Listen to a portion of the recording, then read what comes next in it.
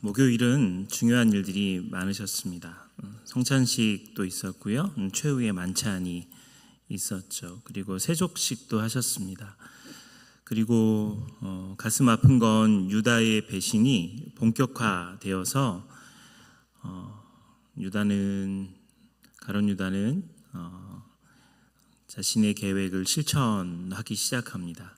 예수님께서 주님의 만찬이 끝난 다음에는 제자들 중에 3명을 데리고 기드론 시내 저편 겟세마네 동산으로 이제 십자가에 달려 돌아가시기 바로 전날이니까 그렇게 힘든 마음을 가지고 산기도를 가시게 돼요. 그래서 마가복음 14장 34절 말씀에 보면 말씀하시되 내 마음이 심히 고민하여 죽게 되었으니 너희는 여기 머물러 깨어 있으라 하시고 라고 되어 있어요. 여러분, 그 앞에 예수님이 34절 바로 앞에 뭐라고 말씀하시냐면 제가 읽어드릴게요. 심히 놀라시며 슬퍼하사 이렇게 되어 있습니다. 예수님께서 이렇게 고민이 되고 마음이 아파하고 힘들어하신 상황에서 제자들에게 자신의 이야기를 터놓고 꺼내서 고백을 한 거죠. 만약에 여러분이 제 고민, 담임 목사의 고민을 들을 수 있는 사람이라면 여러분은 저하고 굉장히 친밀한 사람일 거라고 생각합니다. 제가 여러분에게 집사님, 권사님, 장로님, 제 마음이 너무너무 힘들어요. 그러면서 그 이야기를 꺼낸다면 그만큼 친밀한 마음이 있을 거라고 생각이 들어요.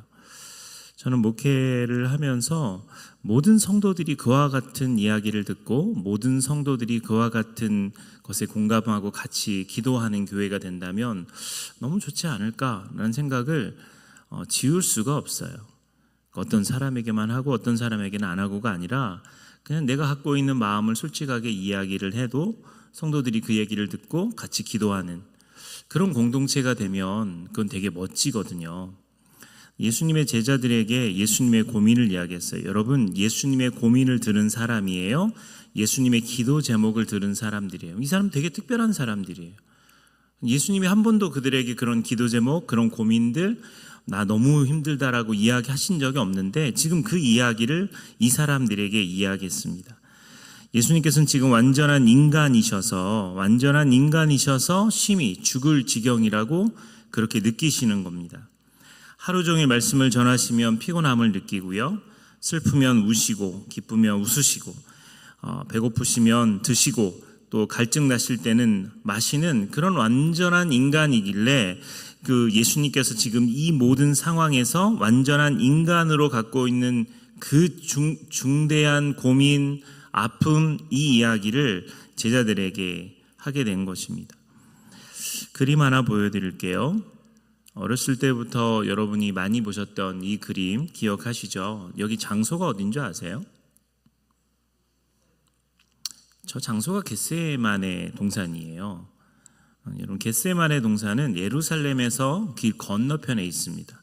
예루살렘 성에서 길 건너편에 있는 사진을 보여드릴게요. 예루살렘에서 찍은 사진이에요. 지금 이렇게 보지만 예루살렘 성이 있으면 그 밑으로 골짜기가 있어요. 그리고 그 골짜기로 한참 내려가서 다시 올라가야 됩니다. 저 산은 올리브산이라고 이야기해요. 올리브가 많아서 올리브산이에요. 제가 수원 호매실에 살잖아요. 그래서 호매실? 그럼 매실이 많이 났나? 그랬더니 진짜 그렇대요. 옛날에는 거기가 매실을 많이 키워서 그래서 이름이 호매실이래요. 저기는 올리브산인데 성경 마태복음에서도 올리브산이라고 기록되어 있습니다. 실제로 저 산의 이름이. 그런데 건너편에 올리브산의 중간 지점이 겟세마네 동산이에요. 성지순례를 가면 저 코스를 꼭 갑니다. 저도 저기를 들렸어요. 가면서 제가 느꼈던 게 뭐냐면 이렇게 작아. 이게 그냥 산의 한 언덕 정도 되는 곳이에요. 가시나무도 되게 많아요. 그리고 여기서 예수님이 기도하셨구나 이제 이렇게 느낄 정도지 그 산이 되게 명산이거나 특별히 기도가 잘 되는 산이거나 그렇지는 않고요. 예수님이 그 산에서 기도하셨기 때문에 저기가 이제 유명한 거죠. 예수님이 죽음을 당하시기 바로 전날 밤 겟세마네 동산에서 땀방울이 핏방울이 될 정도로 고민하시며 기도했어요. 같이 올라왔던 제자 3명은 1시간도 깨어서 기도하지 못했습니다. 그런데 예수님께서 조는 것을 보시고 주님이 하신 말씀이 있죠. 마가복음 14장 38절입니다. 같이 한번 읽어볼까요? 시작. 시험에 들지 않게 깨어있어 기도하라. 마음에는 원이로되 육신이 약하도다 하시고. 시험에 들지 않게 깨어있어 기도하라. 마음에는 원이로되 육신이 약하다. 우리는 믿음 생활하면서 이 마음은 원이로되 육신은 약하다는 말을 참 많이 달고 삽니다. 자기가 좀 지각을 하거나 새벽 기도를 못 나오고 나면 마음은 원인데 육신이 약해서 맨날 이런 식으로 핑계를 대요. 술을 못 끊는 것도 마음은 원인데 육신이 약해서, 자기가 잘못해놓고도 마음은 원인데 육신이 약해서. 이거 예수님께서 우리에게 변명할 때 쓰라고 주신 말씀이 아니거든요. 도리어 예수님이 우리를 위로하신 말씀이지, 이 말씀은 우리가 변명할 때, 나를 합리화할 때 쓰는 말이 아니에요. 승질은 승질대로 다 내고 난 다음에 미안하다고, 내 마음은 원인데 육신이 약해서, 이렇게 이야기하고 툭하면 우리는 이 말들을 입버릇처럼 사용합니다. 이게 웃자는 얘기로 예수님이 하신 말씀이 아님에도 불구하고 자기가 실수한 거, 자기가 부족한 거, 이런 것들을 포장하고 덮을 때는 내 마음은 원인데 육신이 약해서 라고 하는 말로 그냥 뭉뚱그리면서 넘어갈 때가 참 많아요. 로마서 7장 23절 24절 말씀을 같이 한번 읽어보겠습니다. 시작. 내 지체 속에서 한 다른 법이 내 마음의 법과 싸워 내 지체 속에 있는 죄의 법으로 나를 사로잡는 것을 보는도다. 오호라, 나는 공고한 사람이로다. 이 사망의 몸에서 누가 나를 건져내랴. 내 지체 속에 다른 법이 있는데 내 마음의 법과 싸운다.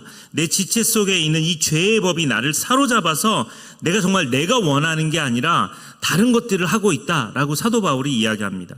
그러면서 탄식하는 거죠. 오호라, 나는 공고한 사람이로다. 이 사망의 몸에서 누가 나를 건져내랴. 여러분, 바울과 같은 위대한 사도도 이런 약함과 어려움이 있었어요. 우리 같은 사람들은 정말 별거 아닌 사소한 것에도 금방금방 넘어지는 겁니다. 완벽할 수 없는 거죠. 그래서 시도 때도 없이 변명합니다. 시도 때도 없이 탓을 하기 시작해요. 내가 이래서 이랬다고 이야기하고, 내가 어렸을 때 이랬으니까 이랬다고 이야기하고, 그건 나에게 이러이러한 거니까 네가 이해해달라고 말하면서 우리는 자꾸 이렇게 변명합니다. 주님은 우리의 인간의 약함을 누구보다 잘 아세요. 그런데 우리 편에서 자꾸 이것을 합리화하고 어떤 죄에 대한 문제를 이야기할 때 내가 원래 약하니까 이렇습니다라고 이야기하는 태도는 결코 좋은 태도가 아니에요. 잘못했습니다. 내가 다시는 안 하겠습니다. 계속 반복하고 반복하는 거죠. 전 어렸을 때 구슬치기를 좋아했어요. 잘했습니다. 그게 은사인 줄 알았어요. 정말 잘했어요. 그래서 구슬치기를 하면 제가 구슬을 많이 땄어요. 근데 문제는 구슬치기를 한참 하다 보면 시간 가는 줄을 몰라요. 언제 아냐면 구슬이 안 보일 때 알아요. 진짜 구슬이 이제 안 보이기 시작해요. 해가 진지를 모르고 계속 구슬치기를 하다 보니까 안 보이는 데까지 하고 있는 거. 그때 멀리에서 저희 어머니가 저를 부르세요. 노재훈 이렇게 불러요. 그때 제 머릿속에 진짜 지나가는 생각이 있어요. 죽었다. 왜 그랬냐면 매일매일 하는 거예요. 구슬치기에 빠지니까 우리 어머니가 야, 노는 건 괜찮아. 그러나 해 지기 전에는 들어와. 밥 먹을 때는 들어와. 라고 했는데 그걸 또 어긴 거예요. 그럼 들어가요. 그러면 우리 형제 둘이기 때문에 죄의 대가는 빗자루예요. 늘 이야기하지만 쿠션 좋은 것을 말아서 막대기 부분으로 일단은 몇 대 맞을래? 왜? 난 그 질문이 너무 싫었어요. 그냥 알아서 때리지. 몇 대 맞을래? 한 대요. 그러면 5대. 몰라 물어봐요.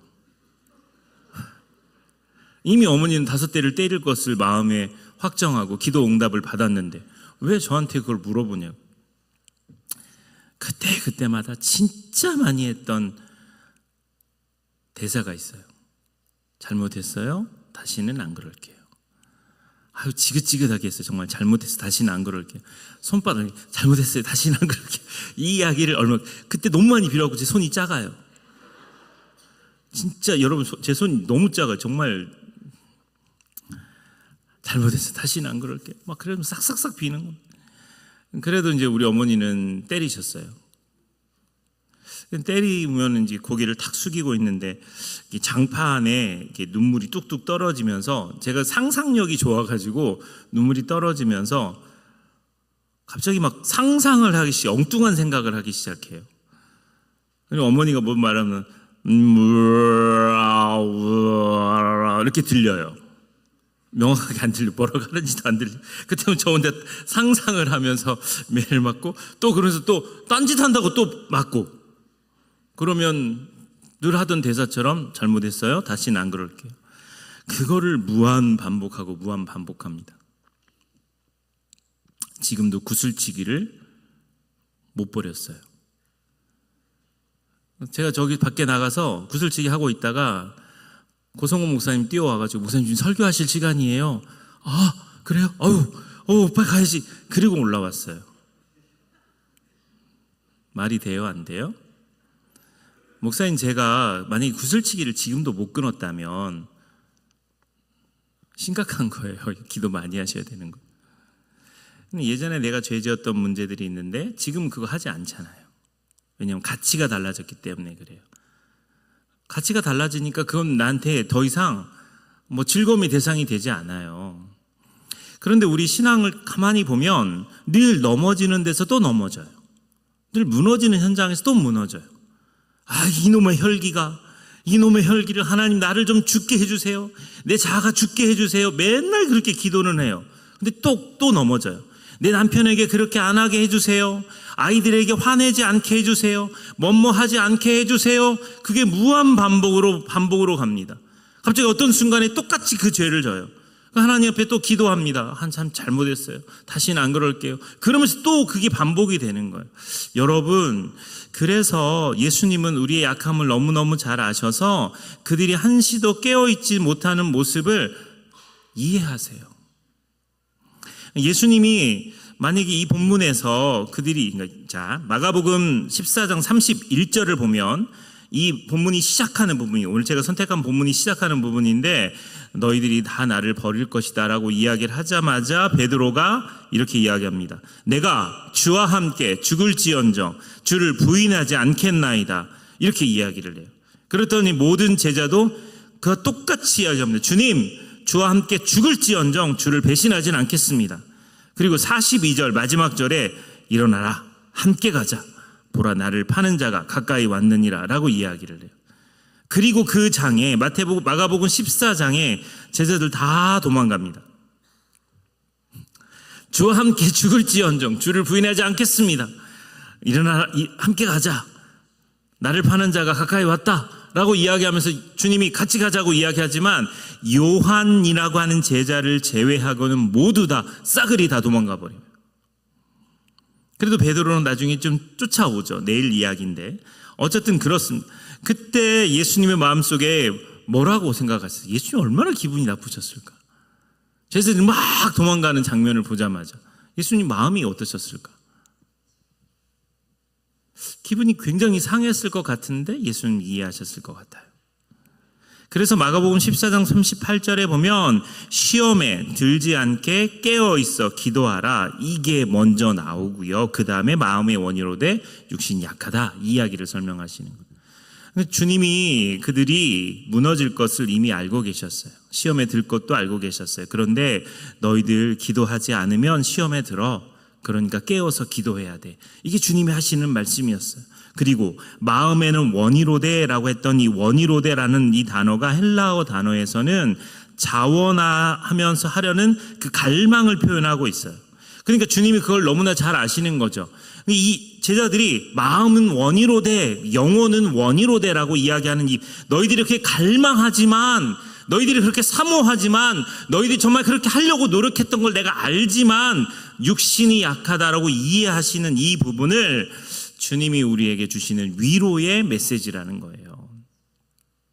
주님이 나를 그렇게 아세요? 그러면 나는 내가 이 부분에서 넘어지지 않으려고 애써서 몸부림치고 싸워야 한다는 겁니다. 육신, 곧 인간의 연약함, 나약함, 그 나태한 부패의 본성이 역사하면 힘이 없고 병이 들어서 주저앉게 됩니다. 그게 우리들의 모습이에요.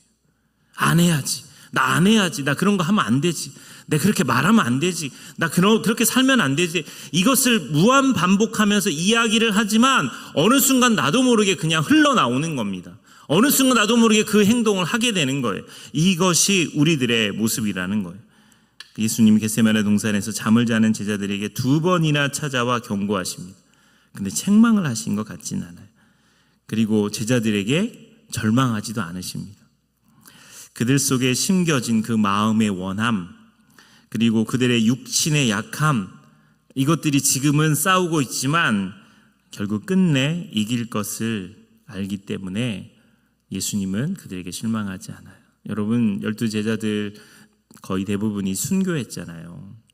지금은 예수님의 기도 제목을 받았지만 1시간도 기도하지 못했던 수준의 사람들이 시간이 점점 흘러서 예수님을 위해 순교하는, 예수님을 위해 십자가를 거꾸로 매달려서 죽는 베드로처럼 예수님 위해 그 길을 걸어가는 진짜 멋진 사람들이 되었어요. 예수님은 그걸 아셨어요. 그래서 그들에게 너희들의 마음이 원이지만 육신이 약하다라고 이해하셨을 거라고 생각합니다. 오늘은 우리의 마음의 약함을 놓고 같이 기도하려고 합니다. 한번 눈을 감아 보시죠.